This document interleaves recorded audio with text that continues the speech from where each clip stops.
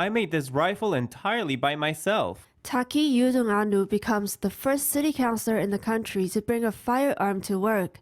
A member of the Bunun people in Kaohsiung, he's using it as a prop to advocate for indigenous hunting rights. 如果我这把猎枪 If this rifle is kept at a police station, then I'm no longer a hunter. New Taipei currently follows a centralized regime. I'd like to ask the police department, should our jurisdiction follow a centralized or autonomous regime for indigenous firearm control? It's up to each indigenous individual whether they want to keep it with them or with the police.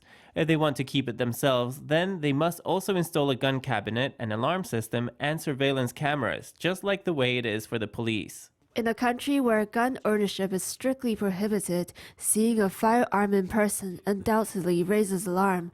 But Taki Iudun-Anu says he had already obtained permission from the city council. We did accept his request, but with a few conditions. First, he must bring his firearm license. He must also make sure it's securely strapped so as to not cause panic.